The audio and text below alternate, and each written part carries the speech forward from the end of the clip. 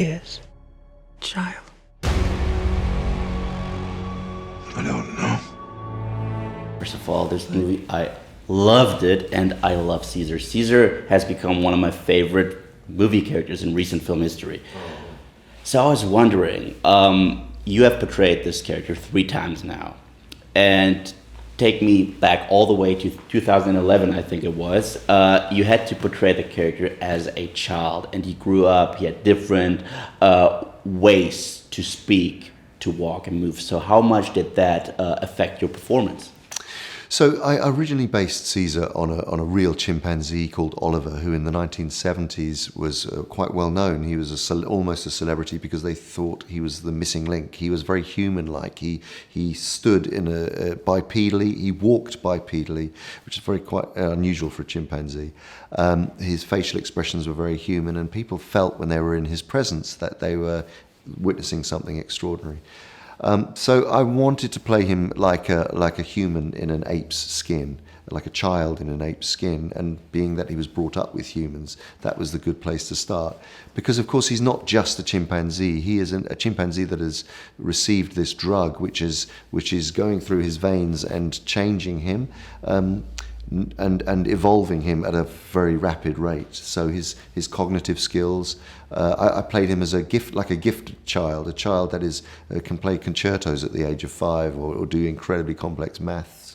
And then, of course, he becomes thrown into an ape facility at a teenage year, in his teenage years, when he is suddenly having to cope with being an ape for the first time, and becomes responsible for bringing together all the different species. All the time he is evolving and becoming more upright, the way he behaves, the way that his hands work, the way that he emotionally connects with other apes.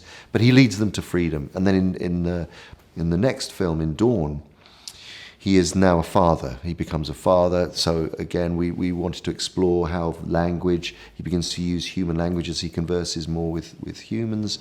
Apes!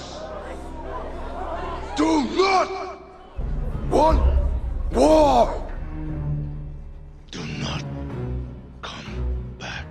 The physicality is changing again. He becomes very human-like. And at the beginning of this movie, we see him emotionally and linguistically the most human. So it's a very complex journey, and a really great one to play. She was you. She has no one else. You have brought a lot of iconic characters to life, you and your craftsmanship, and these characters are absolutely iconic, and I loved every single one of them. So how much would you say has the art of motion capture performance changed throughout the years? Well, really, the technology is, in essence, not changed radically. On Lord of the Rings, for instance, we were doing motion capture, which is capturing the physicality, and then the animators were copying the performance shot on film at that time to match frame my performance, so that the emotions were animated but copied exactly. So that was stage 1. Stage 2 was then when I started working on King Kong. We had facial capture for the first time. So that was wearing markers on your face and a head-mounted camera, which allowed us to capture all the facial expressions as well as the physicality. Then, when making these films, we were able to take it all outside on location, and shoot everything in the forests, in the mountains, in severe weather conditions like we did in War for the Planet of the Apes. But really, what has really drastically improved is in post-production, they are able to render the characters so much more in a lifelike way, with the skin texturing of the fur and the eyes, so that it really does honor the actor's performance given on set with the other actors and with the director. Bad human kill ape. All dead now. A long time. Long time. Bad humans. Soldier. Well, first of all, this movie absolutely blew me away.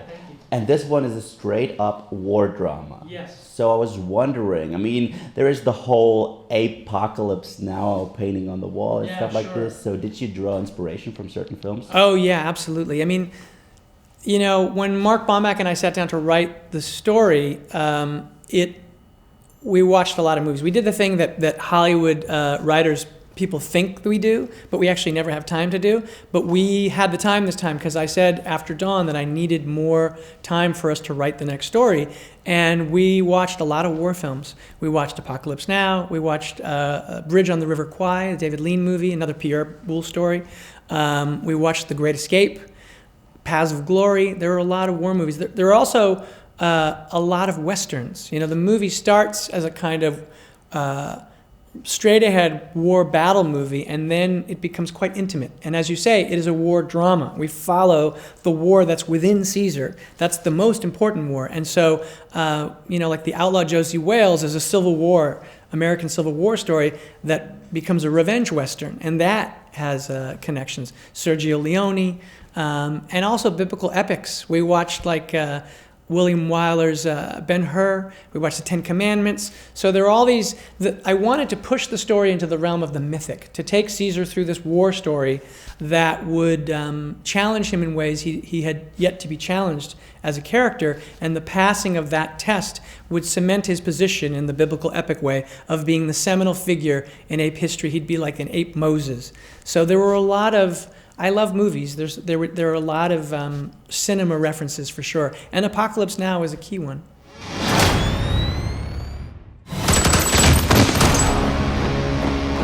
Years from now, your children will ask you, what did you do in the greatest war?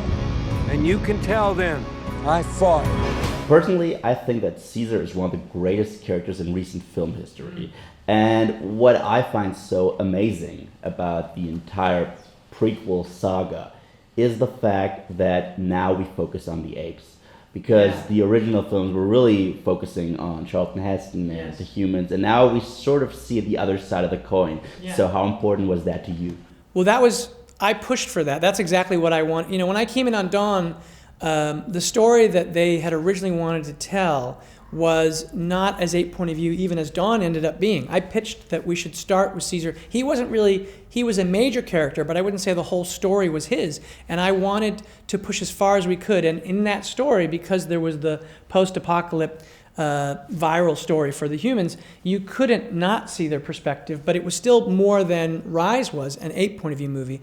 Now that that's all done with, and we know the world that we're in, and this is a battle, I could then push it to be entirely from the ape's point of view. So this is the first of the three that's exclusively that perspective.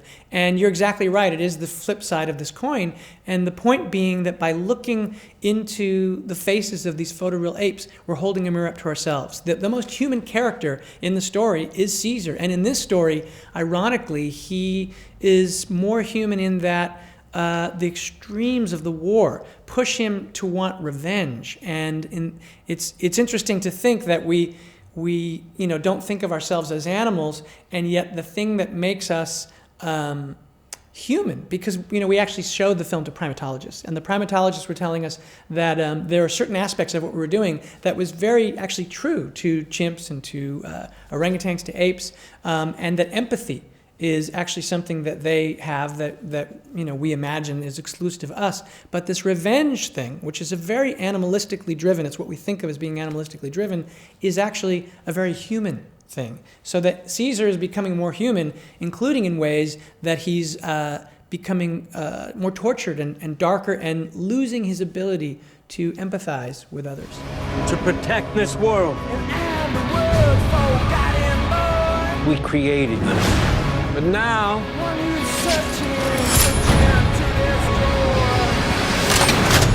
we will bring an end to their kind. When the film ended, it gave me that sort of feeling of finality, but yet again, there was still room to tell further stories. For sure. I mean, one of the things the stories do continue. This is the Caesar cycle, right? This is the thing that makes Caesar the legend. And all apes, from this point forward, will look back and say, without him, we would not be here. But the whole concept of the character that Steve Zahn plays, Bad Ape, was to seed this idea that the world was much larger than we and the apes even thought. That as this virus spread across the world, that it not only killed humanity, but spread back the other way. And now there are pockets of intelligent apes all over the planet. And they didn't have the benefit of Caesar's leadership and the values that he instilled in them. And so future conflict may not just be human and ape, but actually different kinds of apes. And so, yeah, we definitely see the stories continuing. One of the probably most iconic sentences is Caesar's battle cry, which I have mimicked multiple times. Apes together, strong. That's very good. I mean, it's my best. It's brilliant. And I was wondering if Gollum, or let's say Supreme Leader Snoke, were to have a battle cry, what would that sound like? Well, Gollum would probably say something like,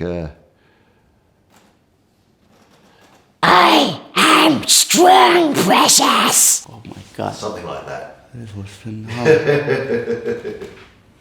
Okay, thank you very much. Thank you very much. No mercy, no peace. This is war. One last question. Not related to Planet of the Apes, but the Batman. Is there anything you can tell me?